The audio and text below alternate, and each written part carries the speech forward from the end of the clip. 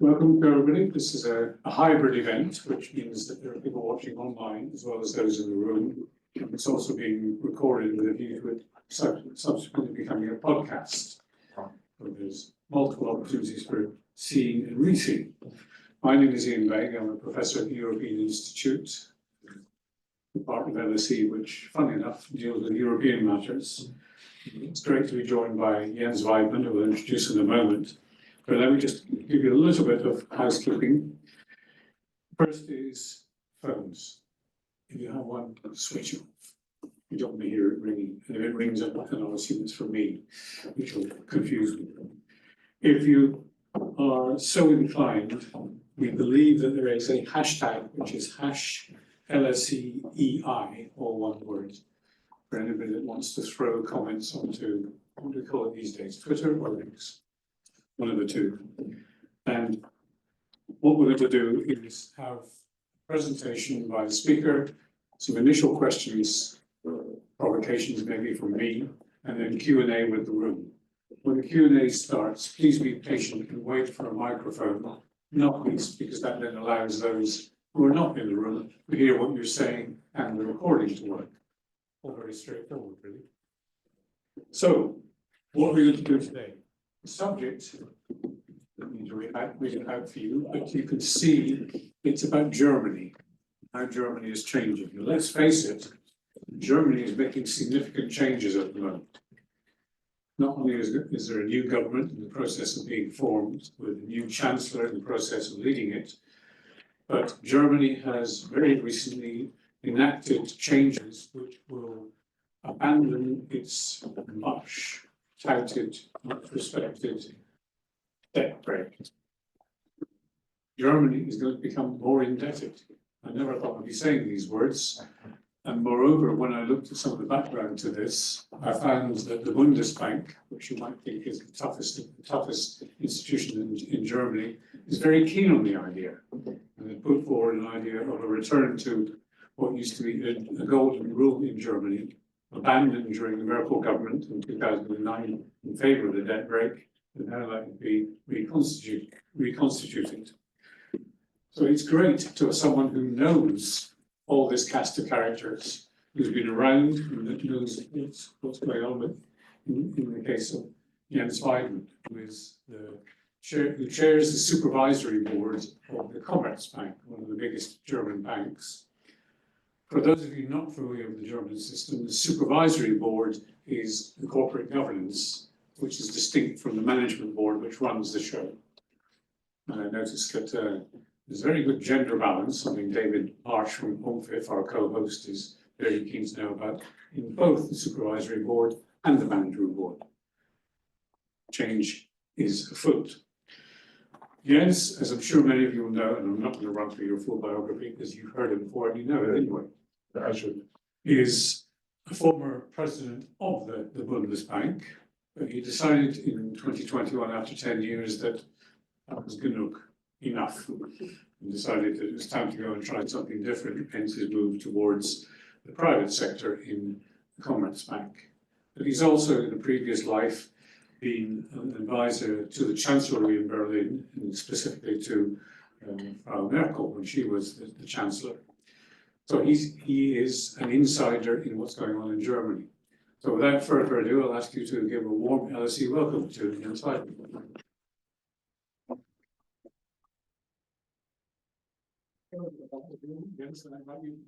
I'll try to rearrange things a bit so it accommodates me better. So it's a pleasure to be here, and thanks a lot, Iain, for those kind words of introduction. I mean, I must confess that David and I think, kind of determined the title way back almost a couple of months ago, and all this breakup of the last coalition, and I think the formation of the new one was only looming somehow. So it's not only about Germany, it will also be about this uncertain times that we are all confronted with. So thanks again for having me. David, thanks for taking the initiative. It's a pleasure to be back, although weather in Germany is much better than here in the UK, but that's no surprise, I guess. In the book, Radical Uncertainty, published 5 years ago, and in my view, well worth reading. One of my former colleagues, Sir Mervyn King, and his co-author, John Kay, wrote, and I quote, "Uncertainty is the result of our incomplete knowledge of the world or about the connection between our present actions and their future outcomes." And the various measures of uncertainty are indeed currently reaching new highs, be it volatility measures, so you prefer to look at financial markets, or the uncertainty measures published by Bloom et al. And other authors, such as the Global Economic Policy Uncertainty Index. King and Kay were referring to the current state of knowledge in society and science when they spoke of incomplete knowledge. However, we are currently learning that it is enough if the key decision makers do not have this kind of knowledge. Or did the American president know that his tariff announcement would send the stock markets plummeting, make his fellow countrymen who save in shares poorer, and at the same time threaten them with rising living costs? The sharp drop in the treasury market and urgent pleas from supporters and advisors caused him to change course again, also illustrating that the so-called exorbitant privilege of the US may not be carved in stone. A glance at the history books might have been instructive before inflicting chaos. On the initiative of 2 Republican senators, a rural teacher and a Mormon apostle, US President Hoover signed a law in June 1930, the so-called Smoot-Hawley Tariff Act, which raised US tariffs on more than 20,000 items to record levels. And this was despite the fact that over 1,000 economists, including Irving Fisher, by the way, had previously spoken out against it in a completely unusual petition. The predicted effects materialized immediately. Prices in the US rose, many countries introduced retaliatory tariffs, and bilateral trade agreements replaced the most favored nation clause.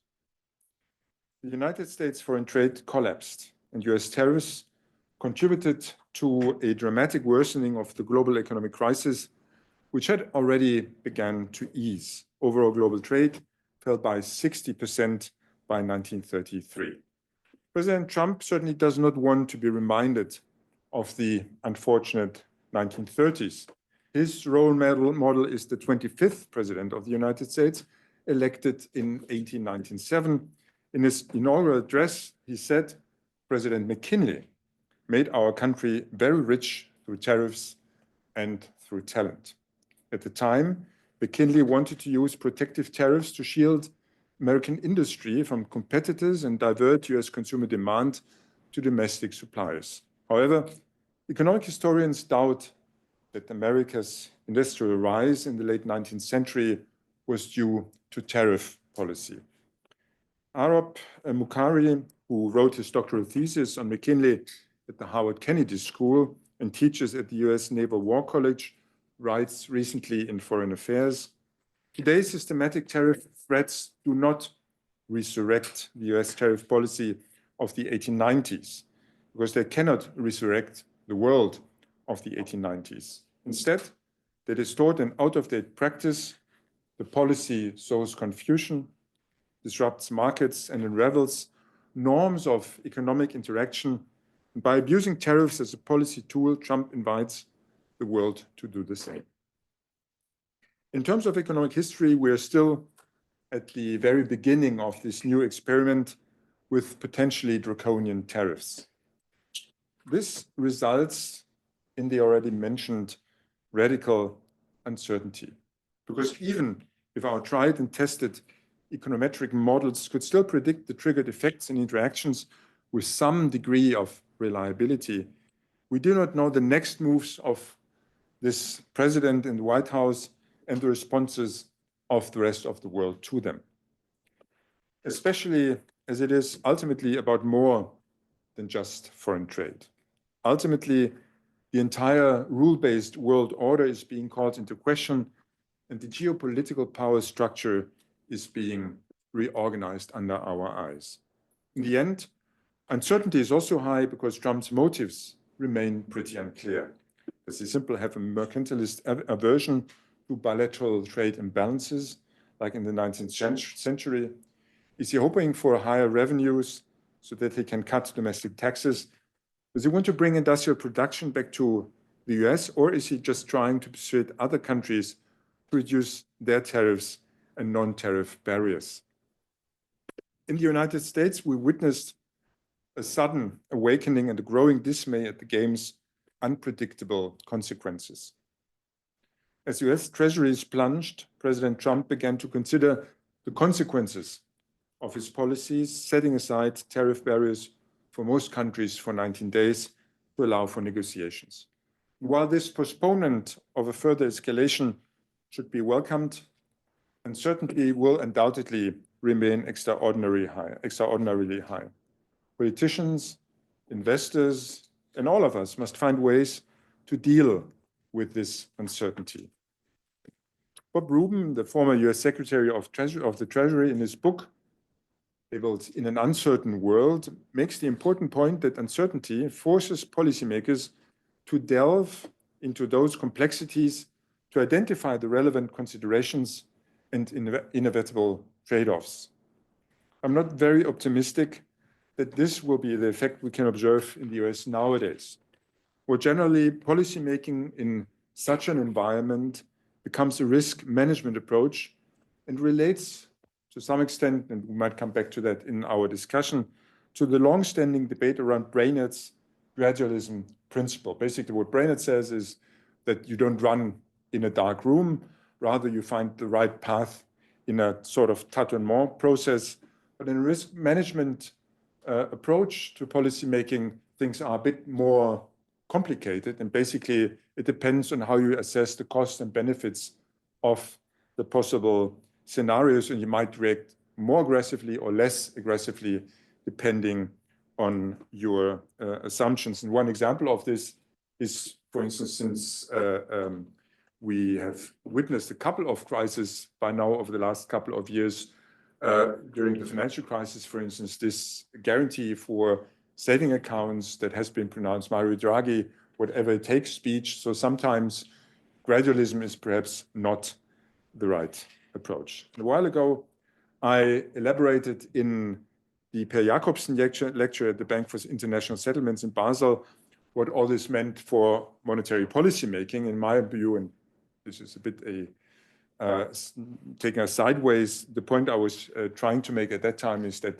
expectations play an important role, in particular for monetary policy making. So in that sense, at the time, a forceful response to the rising inflationary pressures was, in my view, justified. Coming back to the current situation and the postponed trade war, the best outcome I could conceive, although I would judge it rather unlikely, is that all this triggers a new round of trade liberalization.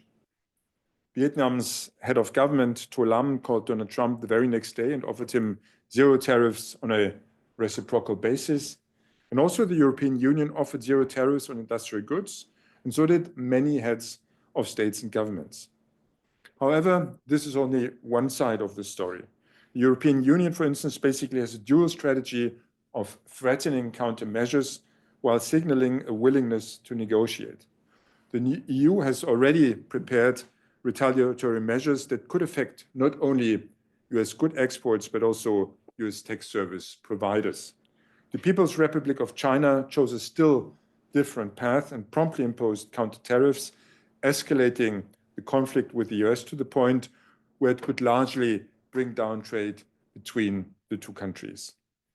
In their 2020 American Economic Review paper, The Return of Protectionism, Feigelbaum, Goldberg, Kennedy, and Kandelwal showed that the cost of Trump's 2018 tariffs were almost fully borne by US companies and consumers through higher prices, confirming the idea that tariffs mainly hurt the imposing country.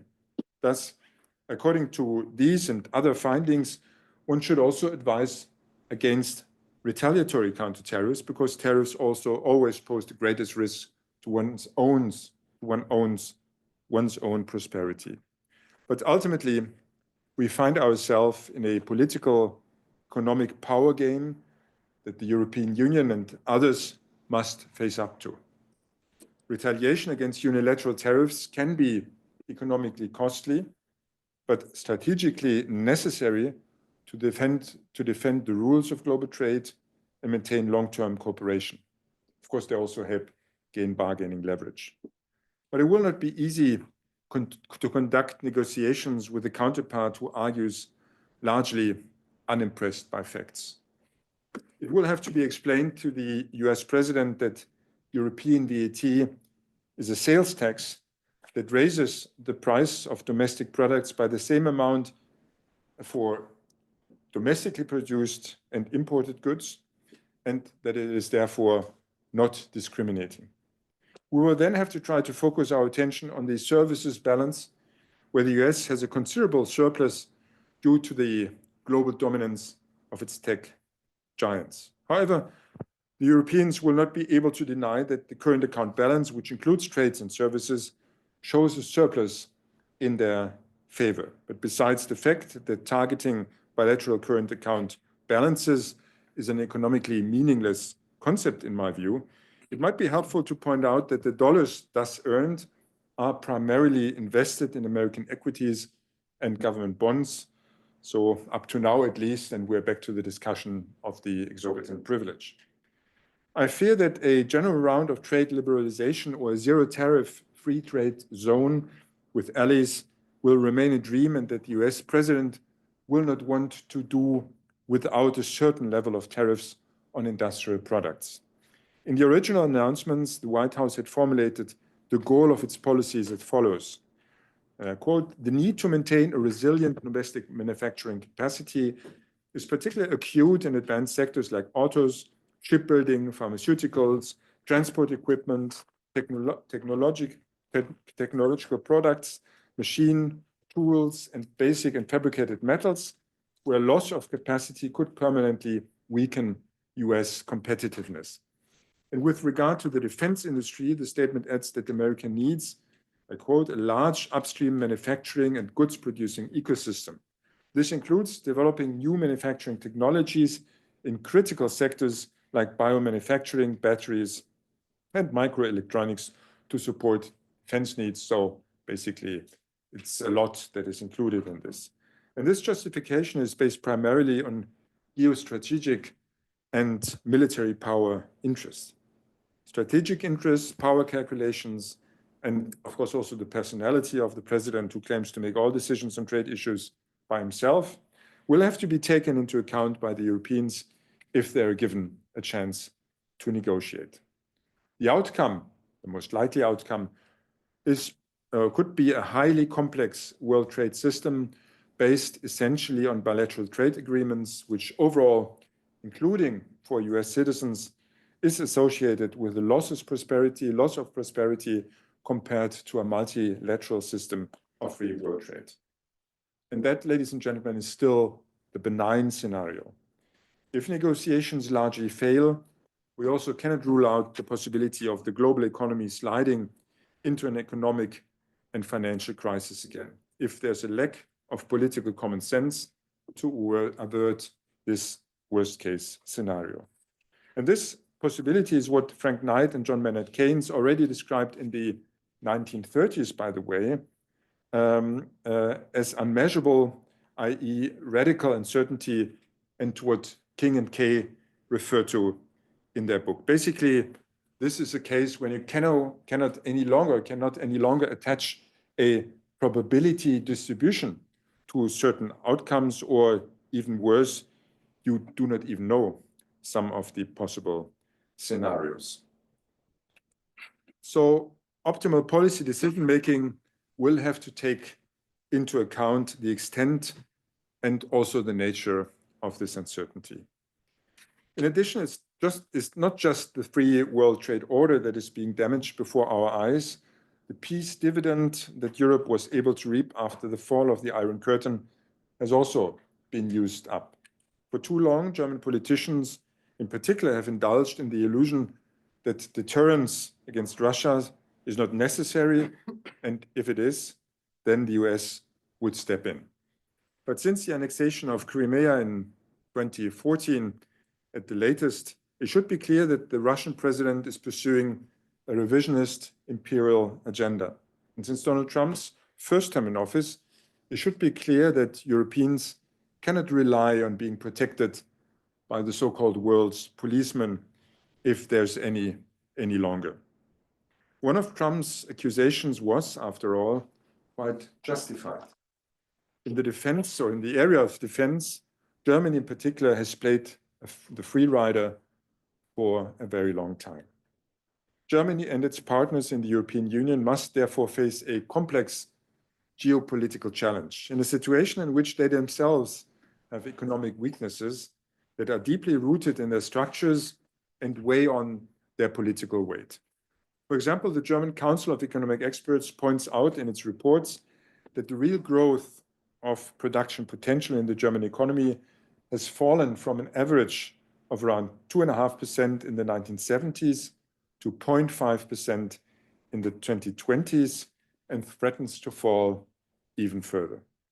The Council identifies a low overall increase in productivity combined with a decline in the volume of labor as the main cause. The European Commission's diagnosis for other major economies in the Eurozone is, by the way, not much better.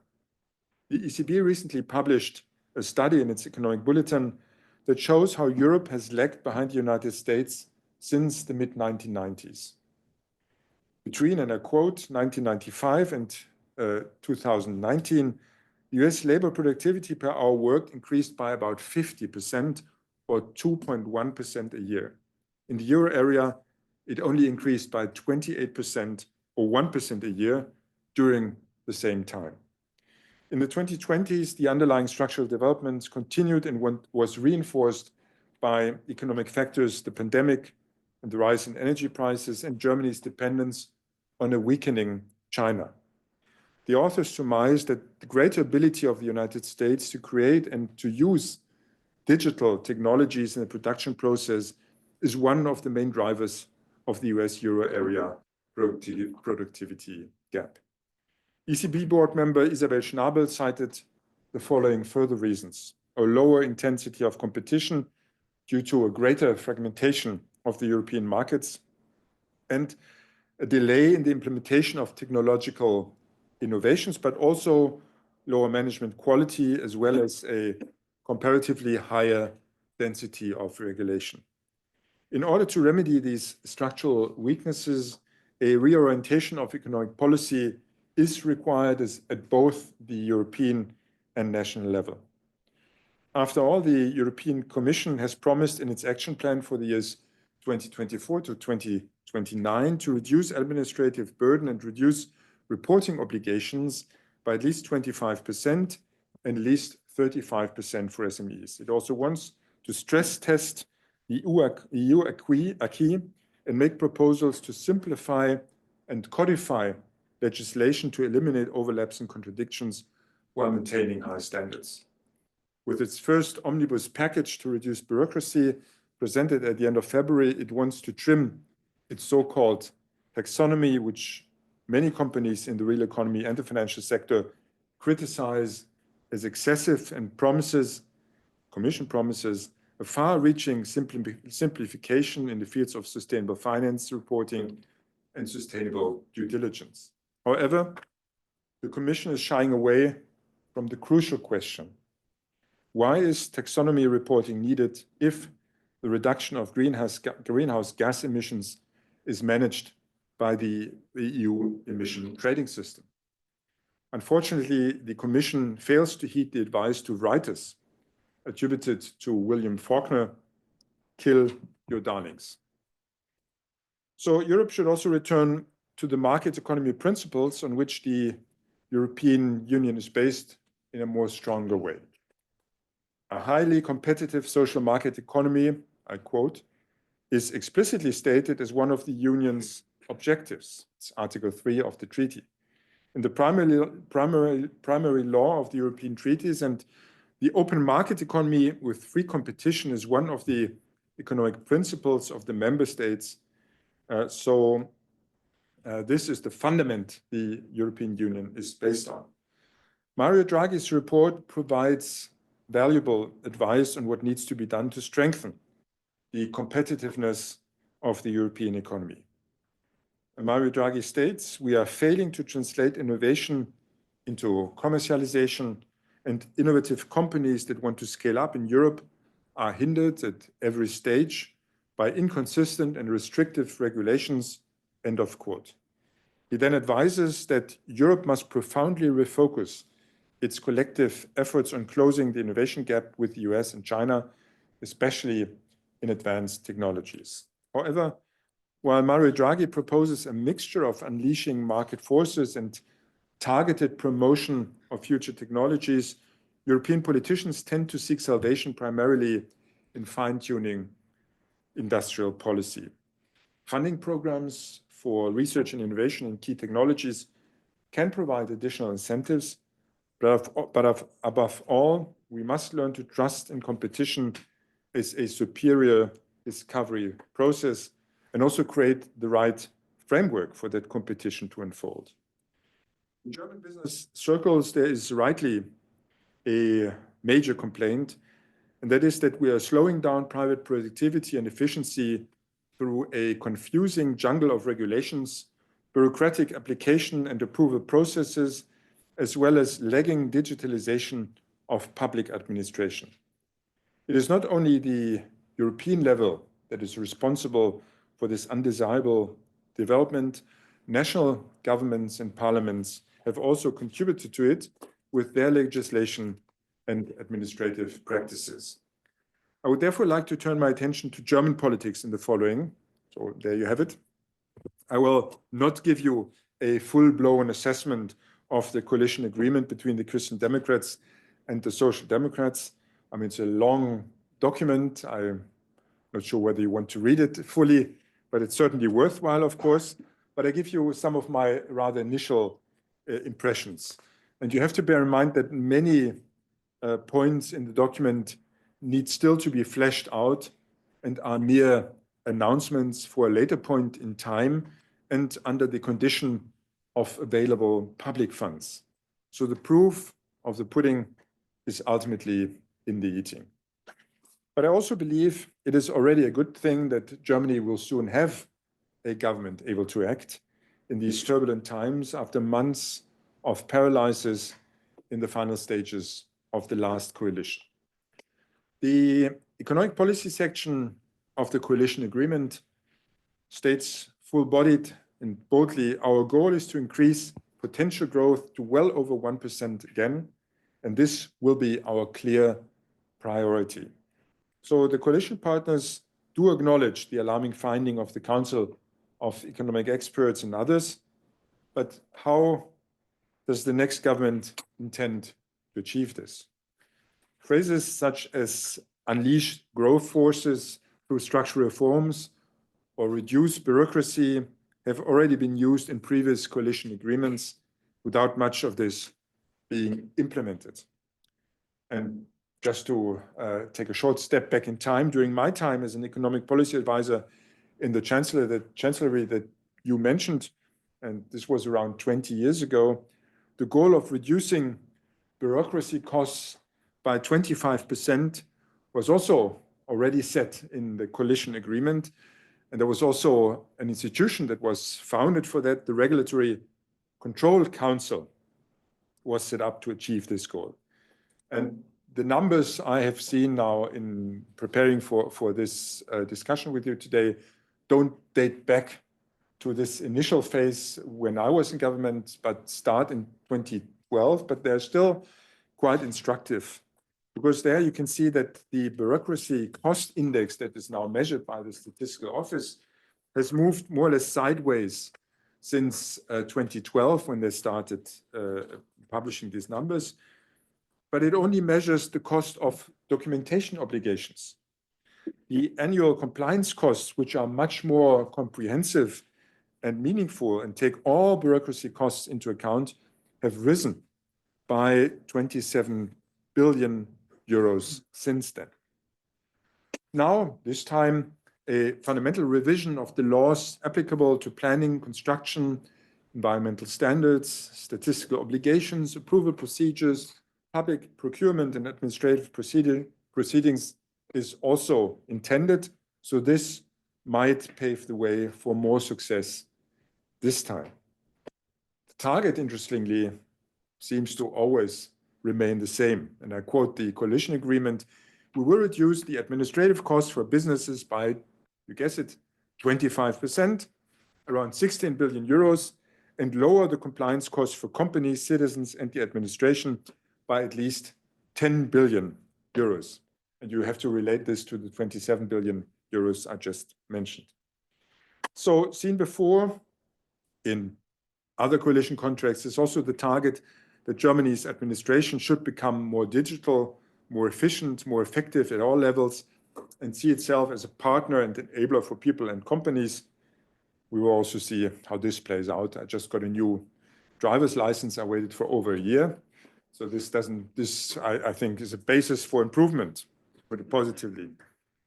One particular nuisance for German companies is to be eliminated for sure, though, and that's the Supply Chain Due Diligence Act. This gold plating of the corresponding EU regulation is slated to definitely come to an end. Then slight tax reductions for both companies and low to middle income groups are aimed at, but announced only for later and only if the budget allows for it. Apart from changes to income taxes, we will see, according to the coalition agreement, from 2028 on corporate income tax reductions. The corporate income tax is slated to be reduced in 5 steps by 1 percentage point per year, but again, under budgetary constraints. So the most important concrete measure to stimulate private investment, however, then is an increased tax depreciation on equipment investment, 30% in the years 2025, 2026, and 2027. In my view, this is certainly not enough to address Germany's low tax attractiveness as a business location compared to other countries, and less than the business community had hoped for. But expensive election promises, such as a VAT cut at restaurant level or a tax exemption for agrodiesel, are reducing the financial leeway of the incoming government.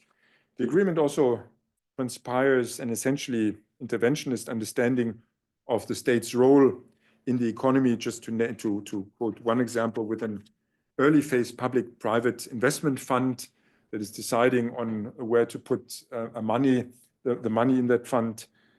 This is, I think, better left to markets. The new government wants to rely heavily on state support programs, i.e. intervention and subsidies, to achieve its economic policy goals. And while the proposed measures seem sensible to me when it comes to promoting research, perhaps even innovation and business startups in the most open-ended and competition-neutral way possible, it should be clear that innovations are not created by a ministerial bureaucracy deciding which economic projects are promising. Hayek would have rightly criticized such an approach as a pretense of knowledge. It is also a sensible approach, by the way, to use the revenue from emission trading to reduce the price of electricity, for example, by eliminating grid fee. That's another measure that is foreseen in the agreement. This would be a variant of the so-called climate money, from which both the population and companies could benefit, but without a bureaucracy trying to pay out climate money to the people, but instead incentivizing people to switch to electricity from renewable sources for transport and heating. But there are also some oddities which I have difficulties in squaring with the rest of the coalition agreement. For instance, the coalition partners speak out in favor of a financial transaction tax at the European level. I thought this was long gone on the public agenda, but apparently it's like Loch Ness. It keeps coming back. Negotiations between the coalition partners on the budget and taxes proved, by the way, extremely difficult. And this maybe seems surprising at first glance, as the old Bundestag had passed a constitutional amendment that significantly increased, and you mentioned that already, the scope for debt and therefore spending. In particular, defense spending that exceeds 1% of GDP may be financed by borrowing in the future, that is basically exempt from the debt brake. In addition, the debt-financed infrastructure spending program with a volume of 500 billion euros will be set up, and this program is to extend over 12 years. And all this notwithstanding, the core budget caused headaches for the negotiators, and this was partly due to the fact that both sides wanted to fulfill their costly election promises that, in my view, will do little to boost growth. But financial planning was also made more difficult by higher expected interest rate payments and, with a longer-term view, the future financing requirements of the pension system. As the pension level and the retirement age have been basically fixed in the coalition agreement at the current levels, and an increase in contribution rates is politically undesirable. This means that the only option remaining is higher subsidies from the federal budget, which will increase rapidly as the baby boomers retire. And this is also the reason why the implicit national debt in Germany is higher than in many other countries. Take Italy, for example. Bernd Raffelhüschen, I mean, the methodology is, I guess, disputed. You can have different ways of computing that. Bernd Raffelhüschen is one of our best-known experts, and the number he comes up is, the values he comes up with are beyond 300% of GDP. So that's a sizable implicit debt that is looming. In the short term, just to talk and to end on this, the government spending program, in my view, will stimulate the sluggish German economy for sure in the coming years.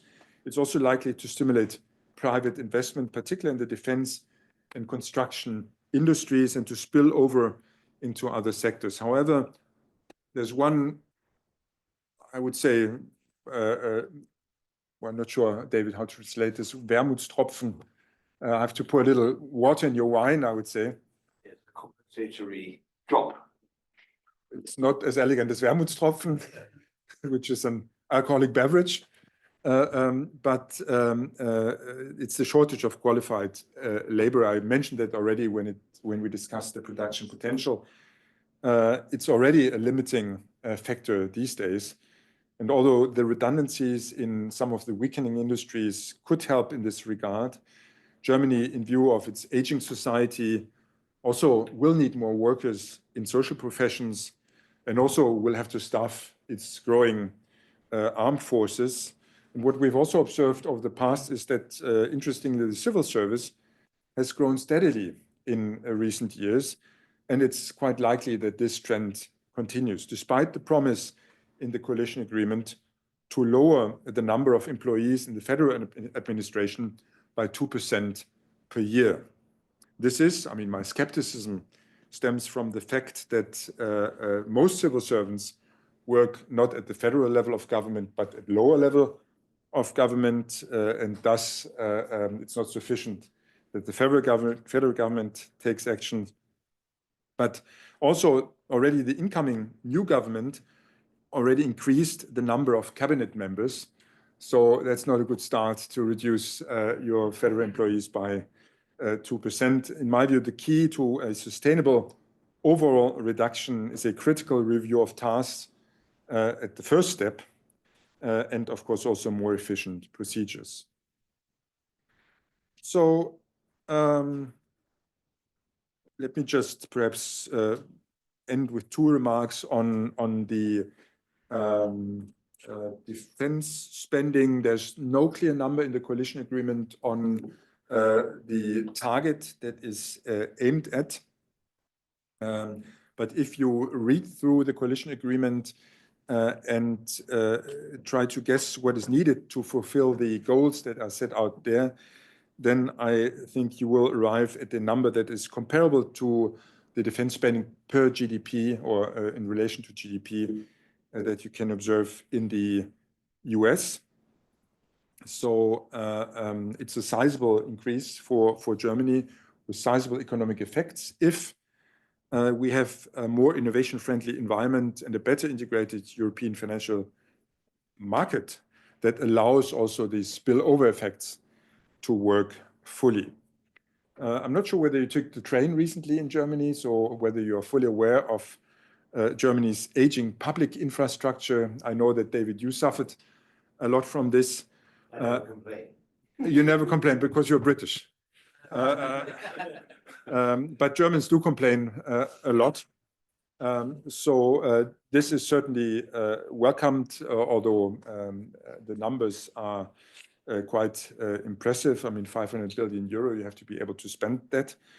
And if it's not possible to streamline planning procedures and focus investments on what is really necessary to promote growth, the impetus of all this might also quickly fizzle out. And although economic studies suggest that there is evidently a connection between, in particular, transport infrastructure and production potential or longer-term economic growth, if you want. And it's also, I think, found in a lot of studies that Germany certainly has some catching up to do here. The agreements reached by the potential coalition partners also show that the reduced pressure to consolidate, and here we're back to the discussion about the debt brake, risks not channeling funds to the most efficient use, but rather to those that are politically most pleasant, I would say. And there's a danger that politicians could get high on the economic upturn and shy away from the necessary structural reforms. I'm thinking in particular of the overdue reform of the German pension system. Furthermore, the rapid increase in debt-financed government spending and subsidies is cementing a sense of entitlement to state support that has grown over the years and also during the different crises we've seen among the population and also in the economy. So let me summarize and conclude.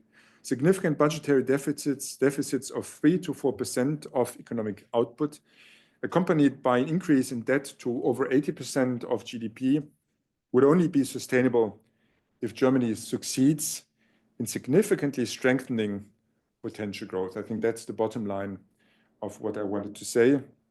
A multi-year economic flash in the pan will not be enough to achieve this. Anyone who knows me will know that I'm not prone to visions. Rather, I'm a friend of sober analysis. I mean, rather, I'm a central banker and they are a bit all like this. However, I've retained enough optimism now to talk about a vision for Europe that could motivate the efforts described. It is the image of a free, democratic, and constitutional Europe that can credibly promise its citizens a safe and healthy life in prosperity and in harmony with the planet, in particular by containing climate change. It should be a role model and an attractive partner for all those countries in the world that can neither sympathize with the current tendencies and methods in the US, nor with the authoritarian or dictatorial regimes of so many other states. And for this goal to have a realistic chance of being realized, Germany must regain its momentum and past efficiency, but also its willingness to perform. And I can only hope that the new federal government will succeed in doing so. It is high time. Arnold Toynbee, who held the chair of international history here at LSE from 1924, has demonstrated this in 12 volumes based on many historical examples. Many nations and cultures have escaped decline with a turnaround, were able to turn the tide through boldness, correct and timely decisions, and above all, the inner strength to defy adversity. And today we would probably call this ability resilience. And let us hope for prudent government and good governance in the spirit of Edmund Burke, who once wrote, "To make a government requires no great prudence. Settle the seat of power, teach obedience, and the work is done." To give freedom is still more easy. It is not necessary to guide. It only requires to let go the rein. But to form a free government, that is to temper together these opposite elements, of liberty and restraint in one consistent work requires much thought, deep reflection, and sagacious, powerful, and a combining mind. Thank you for your attention. Looking forward to the discussion.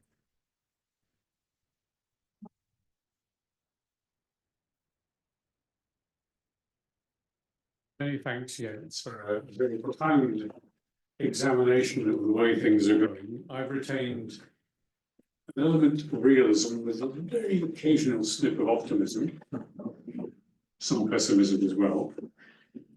You align yourself with Helmut Schmidt, mainly, who famously said, for those of you who are too young to remember it, that anyone who has visions should see an eye doctor.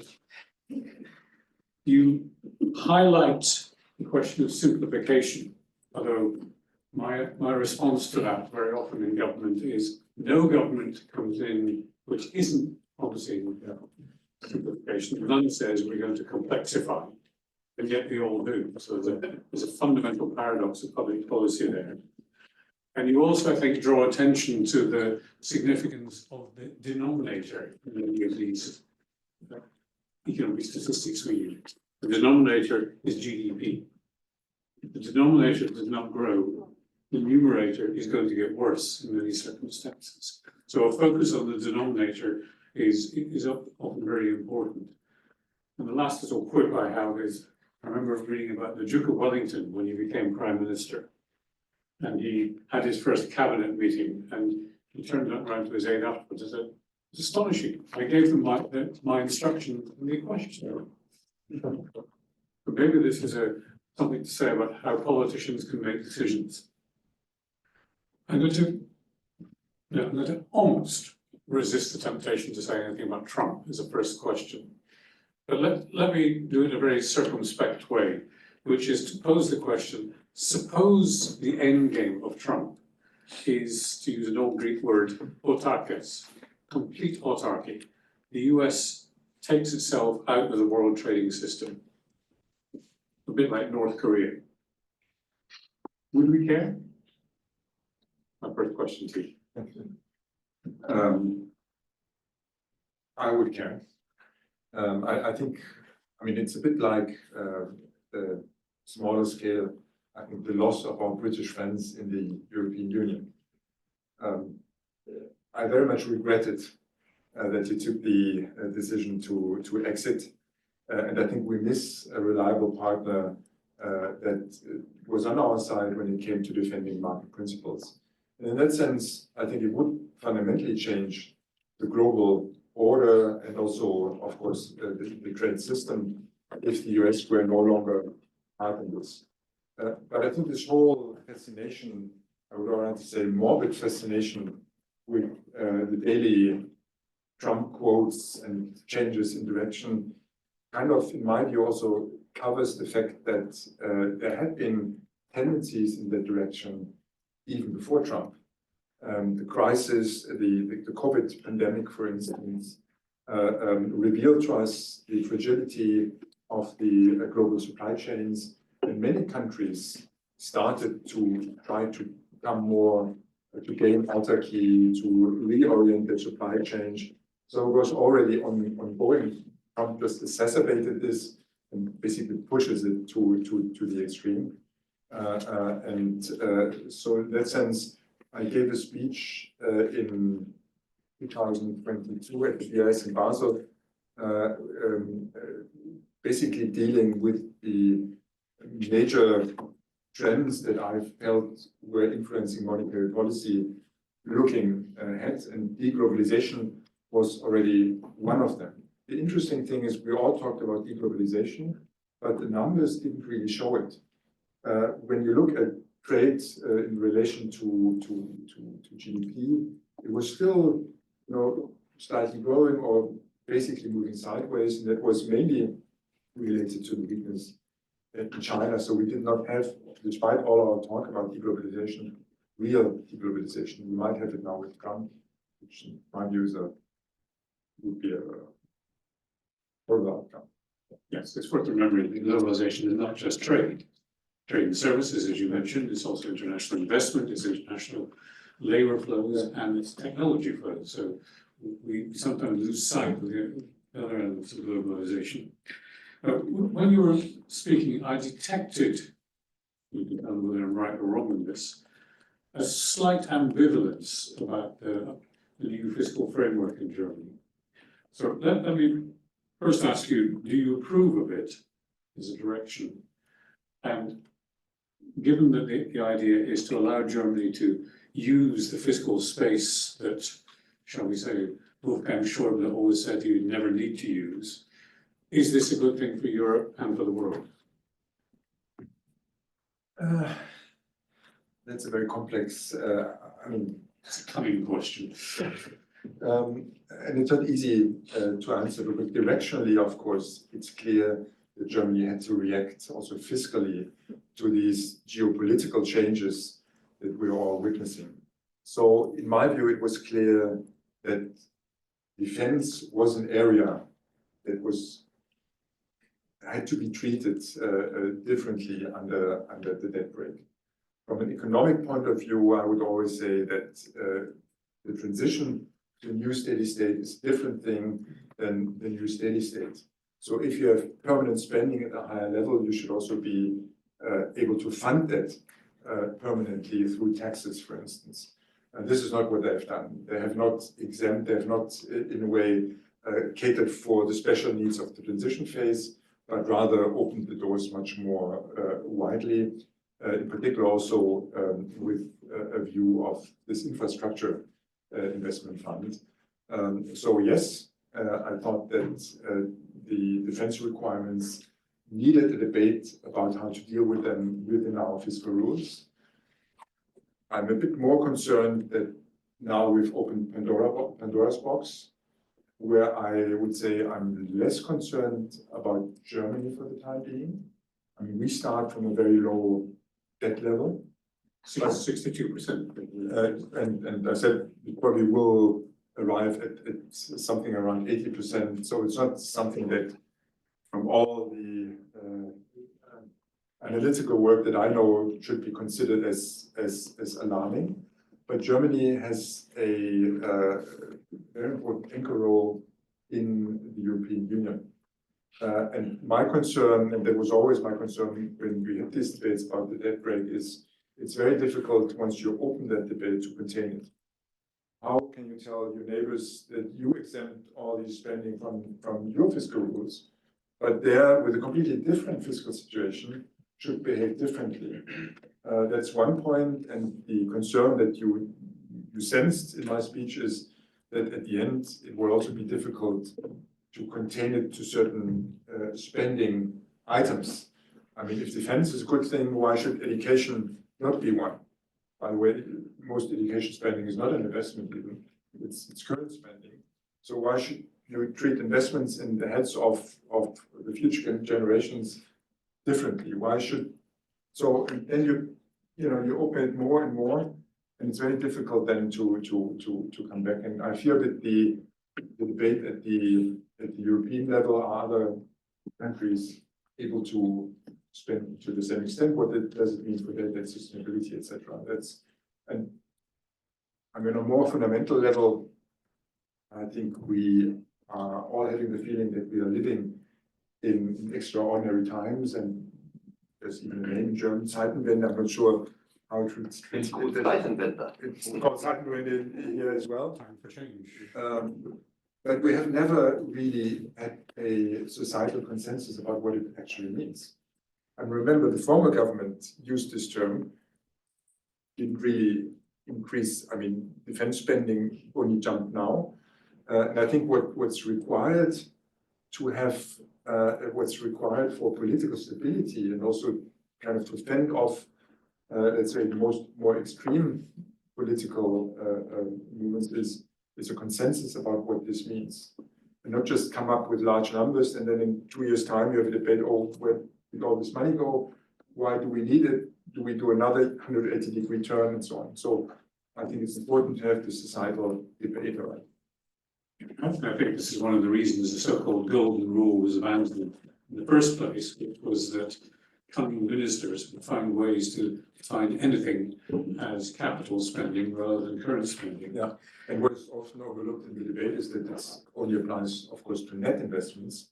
And usually in all those rules, you find gross investments. So it's difficult to define, to narrow down. And I was in Berlin in advising when the debt brake was decided at the time. And I thought it was one of the important achievements of this great coalition at the time. Of course, times have changed, so you shouldn't apply the recipes from the past to today.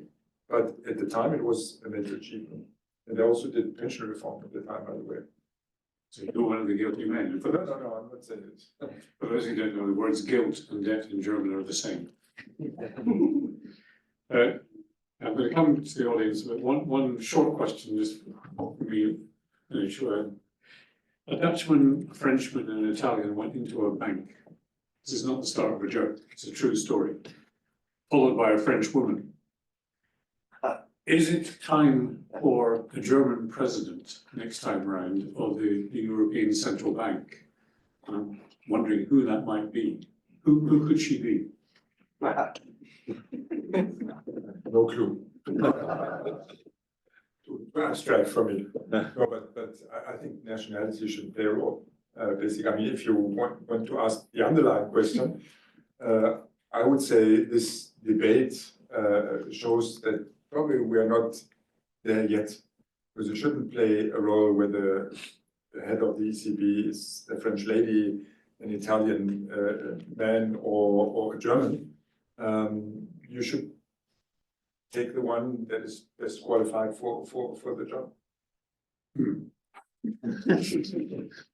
Right, well, let me open it to the audience. But it also shows still that there are still some, I would say, some different views on how central banks should function and how monetary policy should be geared. We might come back to that. Wait for the microphone to come to you, and we'll start up here, please. And then next is down here. Yeah, thanks very much. Please say who you are, keep it brief. Okay, I'm Friederike Feld, German. I'm currently doing an internship at the European Bank for Reconstruction and Development. And it was a very interesting speech. And I was wondering, sort of apart from deregulation and lower taxes, which measures can both Germany and the European Union take to try and close the innovation gap and also sort of drive growth while adhering to the climate neutrality targets that we set? We'll take 3 questions at a time. Okay. This is our practice. So the next one is here. Thank you so much.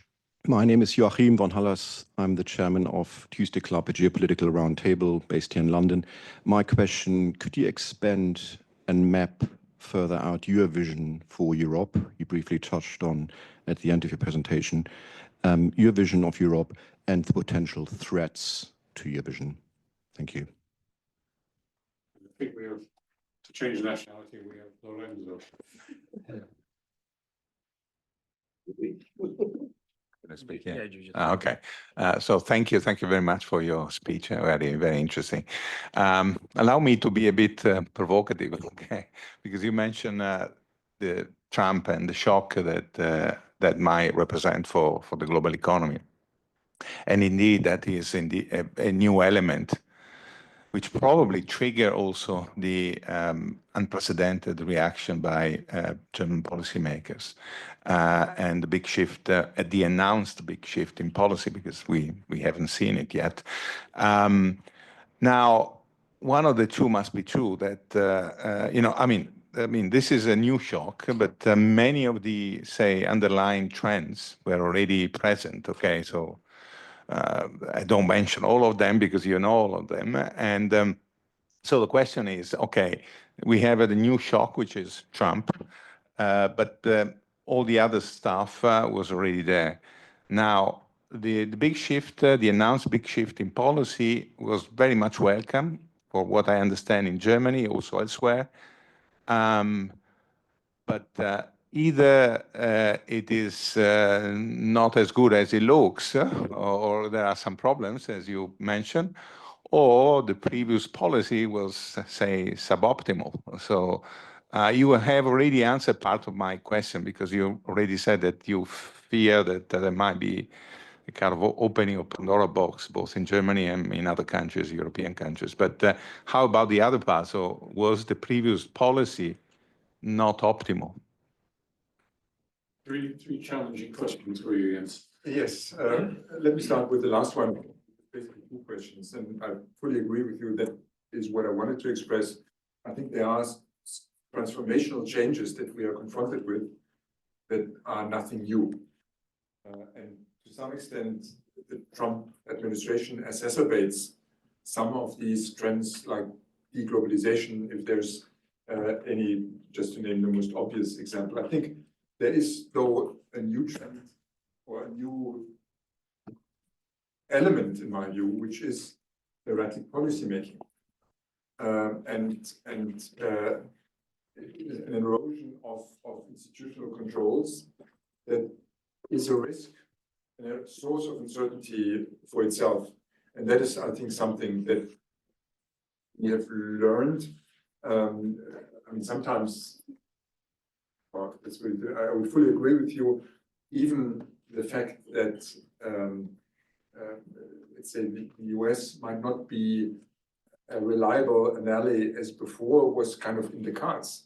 But sometimes it needs a very visible event like Zelensky in the White House to make everybody understand that. And I think what is new for me now is, I mean, I grew up in a time, and probably you seem almost the same age, of course, a bit younger than I am, but we grew up in an age where we had a coordinate system where the US was a very reliable ally catering for us. And I think this now is breaking down quicker than I think we thought. But the question I'm asking myself is, and that's perhaps coming back to the previous question on the vision for Europe, is this something that is singular to the US? I mean, that's, again, very pronounced, very visible, but this desire for disruption in some even important political parties is not unique to the US. And we have movements in Europe, and that's perhaps regarding Europe, my largest concern, that those movements prevail and at the end destroy or harm this idea that is Europe. I'm a convinced European. I've studied in France. I enjoyed, I basically lived through all these opening phases, and I think there's a lot to lose, and defending that would be my vision for Europe, if you want.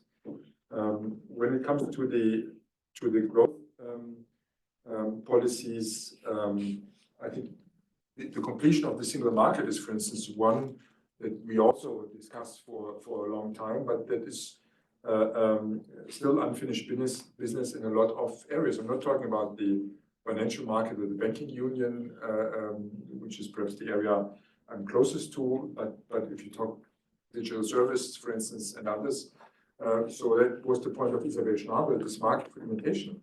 And the lack of economies of scale is certainly also a factor that hampers then the later phase of companies growing. I think regulation, a more innovation-friendly regulation is a point that has nothing to do with abolishing bureaucratic burden. It's just a different type of regulation. If I'm right, here in the UK, for instance, your financial supervisory authorities have not only financial stability in their mandate, but also the competitiveness of the sector. That's a different approach. And I don't want to talk about the banking sector, because you might just assume that I'm a bit conflicted, but you can transpose this to other regulatory efforts. So this would be one, and I do believe that also the way you do public procurement and so on has a bearing on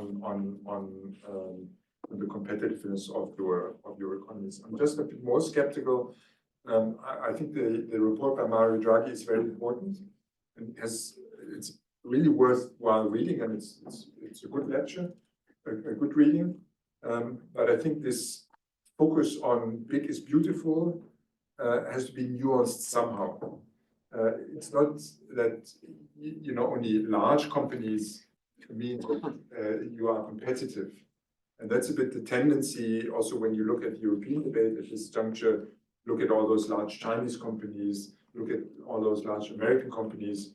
We need to have the same size. I'm a big believer in competition. I think there's a value to it, and you should also, of course, not run after the innovations of others, but rather try to occupy the next important field. So education is another big, for instance, in Germany, also a more competitive education sector.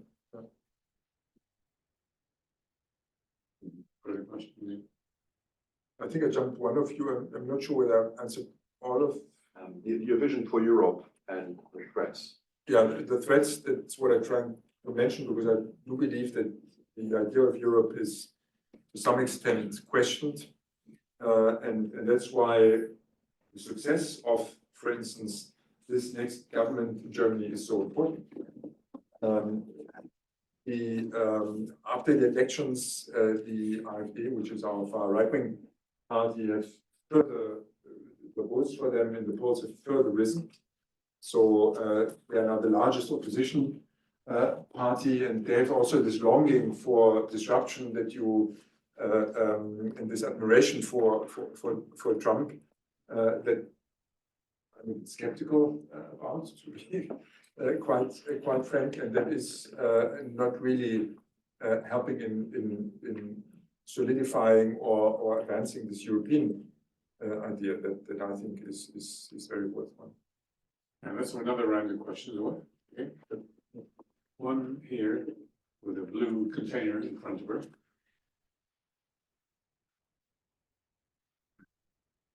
Thank you. Yeah, so I think we all agree that tariffs. Tell us who you are. Oh, I'm Nora. I'm a student at UCL. I think we all agree that tariffs are obviously a terrible idea, but I think we shouldn't forget that there are a lot of Americans that are actually maybe also legitimately afraid of losing their manufacturing sector. And I was wondering if there is any sound economic argument that would justify to protect the manufacturing sector in the US, or also an extension the car industry in Germany, for example. Good question, right in the back. Thank you very much. My name is Hamid Al-Kifaya. I'm a journalist and writer. It's clear that Trump's tariffs are a violation of the trade, or the World Trade Organization rules. What sort of effect will this have on the organization itself? And is there any mechanism within the organization that a violator of the rules could be removed? And also, why couldn't the Europeans prepare for this? It wasn't really, it wasn't unforeseen that Trump will come to this decision, because he did threaten when he was president in his first term to withdraw from NATO. And can the Europeans really afford to spend more on defense and at the same time, bear the consequences of Trump's tariffs? Thank you. Third question here, before you ask it, check with Carolina. Are there any questions online? Yeah, thank you for the great speech. My name is Antonius, PhD student at the UCL. So my question is, the title is the geography is back, and do you agree if it should be like the geography is back and forth? I mean, McCartney in his book Values about the tragedy of horizons. Is it this condition is of unavoidable tragedy of horizons? Ray Dalio's the word changing order, that this is unavoidable, like yeah, and in when in the words of Andre Velasco, like let this system get rotten and we will back again in the optimal globalized world. And if you see that this is unavoidable, what is the lesson learned? So it's not need to be the back and forth, and yeah, we just have a steady progress in the harmonized world. Thank you. Three challenging questions for you. And basically, you reveal that the choice of the title is a bit stupid because geography is always there. So I think what I wanted to say with this title is the following, that, and that's not something, and I'm fully agree with Lorenzo, it's something that we basically saw before with nearshoring, friendshoring. There was a reorganization of global trade, and if you look at the studies by the IMF, what they find is that it's not so much that global trade is collapsing up to now, but it's rather a different regional pattern that you can observe, more diversification with the view of having more resilience. But you also have to see then that resilience comes at a price. You forego some of the advantage of international sharing of how to say, sharing of international labor sharing, or specialization. Thank you. Sometimes it's I'm losing. So that's I think the point. But again, Trump might really multiply these effects. And to your point, I think this is one of the most alarming, in my view, one of the most alarming elements is destroying institutions that served us well. The most likely outcome, as I've said in my speech, is probably a network of bilateral trade agreements outside, let's say, the rules of the, or not really strengthening the WTO. And you see it also with their own institutions in the US. And I'm a firm believer as an economist, but also as a citizen, that strong institutions are crucial for the functioning of a democracy. Otherwise, you don't have rules, you don't have the rule of the strongest, and so on. So that's one, and this damage might be permanent or might take a very long time to undo. And both WTO, but also internally. That's what I'm concerned with. And regarding the question on the distribution effects of globalization, you are right, that is an issue. And I think we economists, and probably also some of the politicians, have disregarded the distributional effects for too long.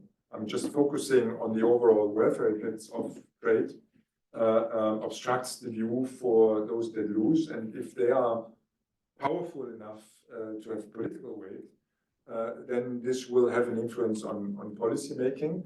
And I think the challenge for politicians is to exactly strike that balance. But the question is whether tariffs or, let's say, state protection is really the best answer to that. What you're basically doing by protecting your weakening industries with tariffs is you keep workers and capital in an industry that is apparently no longer competitive. And you prevent them from moving to nation industries, nation sectors where they could be more productive, where they could come up with the next innovation.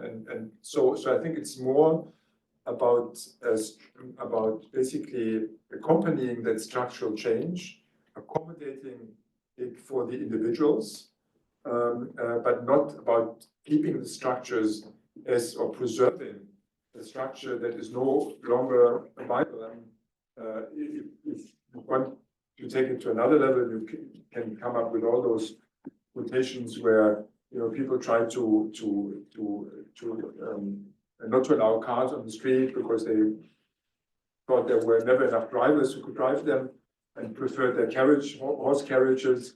And there are plenty of examples of those misjudgments where you try to prevent progress by preserving old structures. And this is not really a good idea, I think. So it's about how you deal with it. But you have a very important point, which is the distributional consequences. There was also a time when monetary policy was heavily discussing the distributional consequences of this action. There, of course, you have to make sure that you don't trigger a new mandate discussion with this and try to and end up diverting your own attention from the main focus on stability. I think it's fair to say that at the time, Jens had quite a few battles with his colleagues in the ECB Governing Council on these questions, including the possibility of zombie companies being supported by quantitative easing. Well, one last round of questions. So, right, lady there. And the three of you at the back. But before we do that, let me just see whether there's one from the online system. You want to articulate it? Yeah. Sorry. No. You have an online audience. So this is a question from Antonio Santos Spirito, who says most challenges faced by European citizens cannot be tackled at national state level. How do you see the path to a more cohesive EU, i.e., overcome unanimity in decisions? There's nothing trivial in that one. And then we're going to take all five, because then we'll run out of time. Yeah, hi, I'm Teresa. I'm a student here at LSE. Thank you for such an interesting speech. I was just wondering, perhaps maybe as a follow-up on Nora's question about tariffs, the whole state market dynamics, because I mean, market generally benefited from going globally, and now because of all the geopolitical power dynamics, there's sort of a contestation of going global and going back to protectionism and national markets. So I'm kind of wondering what maybe Germany's take is on that in the new coalition, in the new government, if there's any knowledge about that, how to tackle sort of the dynamics between wanting innovation, wanting growth, but also adhering to the geopolitical dynamics that are in place. Again, a small question. And the three of you talked about, I'm afraid we have to stop that, please. My name is Julius. I did my undergrad here at LSE, and I was wondering, there has been in the recent years some talk about the dollar financial system becoming sort of under threat of a run, and especially because of ballooning government debt in the US. And last week we saw equity prices fall, bond prices fall, but also the value of the dollar fall. And this was maybe one of the first runs on the dollar financial system. And so my question is, do you see a real threat of the dollar financial system collapsing? Yeah, it was right at the back. Yes. My name is Lee Kimbayer. I am an MBA alumni from Frankfurt School, and I work in the pharmaceutical sector. Firstly, tariff shots were last year, Q2, from Germany in terms of EV and Europe as well. So let's not forget that as we talk of Trump. And then secondly, in terms of my question, what is your view of foreign investment mobilization as we move into a more global uncertain environment, specifically around emerging markets and lower middle income countries? Last month, we saw the ECB double down on investments in South Africa with a 4 billion investment in this uncertain time. So maybe your perspective on bilateral agreements and foreign investment mobilization. Yeah, hi, thank you. My name is Patrick Flynn. I'm a I'm not affiliated with LSE. I'm just an interested member of the public. Thank you very much for this presentation so far. My question is around debt sustainability. You spoke about it earlier. I guess in the context of the US fiscal situation and upcoming debt ceiling discussions and maybe the promise of lower tax rates by the Trump administration, and also your thoughts on further EU fiscal unity. Do you ever think would be a good idea in the future to do that? Thank you.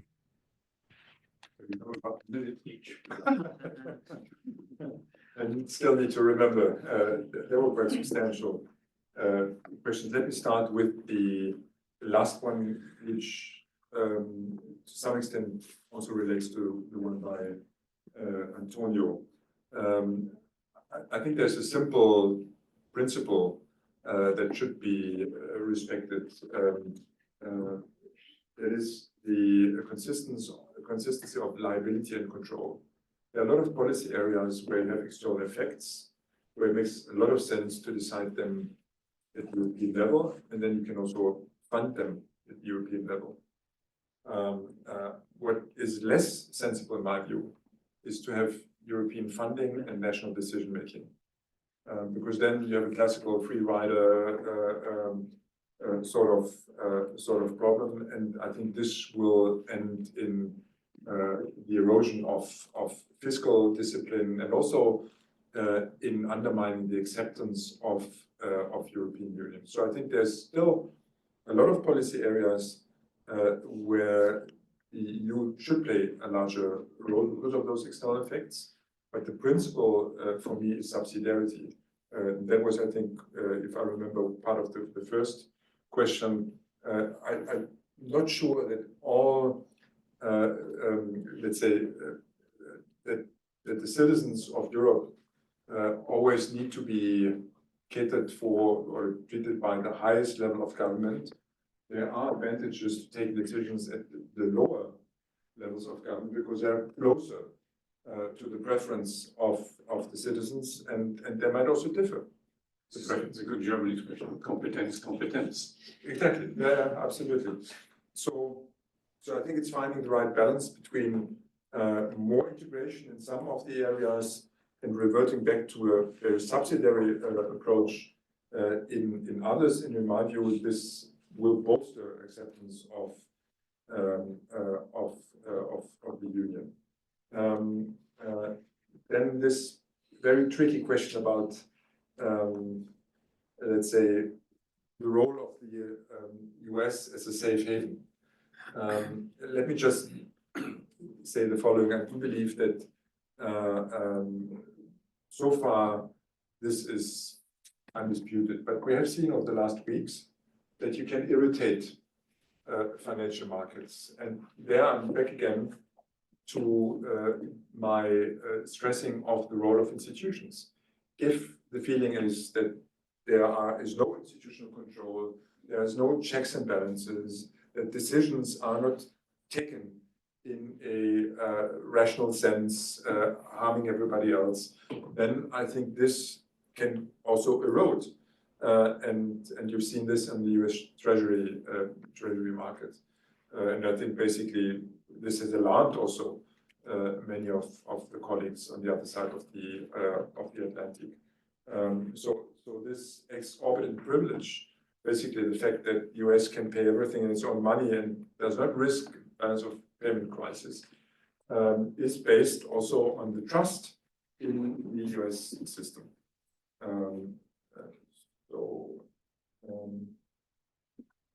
Now can I read my Germany imposed tariffs in cars. Oh, well, they had always tariffs in. I mean, this is the famous example of the 10 versus 2.5%. They didn't impose them in the first place. They always had higher taxes. And in my view, the main lesson there is you should resolve those issues by talking and not by escalating a conflict. This is a point. I mean, you can find numerous examples probably where the taxes on US imports from Europe are higher than vice versa. But then the best thing is to sit down and try to lower taxes if you are convinced that free trade is a good thing, like I deeply am. And unfortunately, I mean, when I was in the Chancellery, we had the first round of the TTIP talks, the transatlantic, I think, peace partnership or so. I mean, this first initiative where you try to lower non-tariff barriers, which is TTIP, yeah, which is Transatlantic Trade and Investment Partnership. Thank you. Stopped by the Germans. And I will tell why. And I was involved in those talks. I found it was because we always only focus on the tariffs because they're very visible. You can measure them. And there are so many non-tariff barriers that are impediments to trade that it's worthwhile tackling them. And you know what? At the end, made those talks stall? Chicken. Chlorinated chicken. Chlorinated chicken.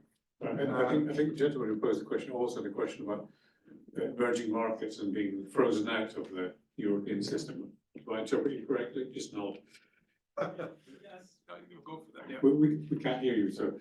No, I can hear you. I can hear you well. So but for the microphones, we didn't hear you. You were concerned that one foreign investment mobilization and whether there's a change, or if you see there'll be more or less based on the uncertainty that Germany is facing currently.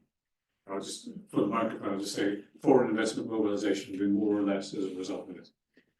Yeah, I think what we are doing, what we are already seeing is that there's a certain tendency to cut back on official aid, for instance. I mean, the US in a very extreme form, but also others. I mean, I'm working for some foundations, and we feel that there are a lot of projects that are not followed through now because of a lack of funding, and it's not only the US. So this is the official flows. I think with foreign direct investments, I would not see, let's say, negative effects from the current situation because we are all looking for new trade relationships to compensate. So I would not tend to think that there is, I don't know the numbers, but there's any immediate negative effect on this one. It's more related to official aid or official flows. Right, I'm afraid we're at the end of this. I'm reminded of the story of the Clinton's economic advisor, Jimmy Carter, the raging Cajun, who said he wants to be reincarnated as the bond markets, because then he could terrify any government. And as we learned last week, even the American government can be terrified by the bond markets. This has been a fascinating discussion. I hope you agree with me. And therefore, I'd like you to thank not just Jens for his very open and engaging way of delivering this, but also our colleagues Carolina and her friends in the European Institute events team who helped put this all together. So thank you.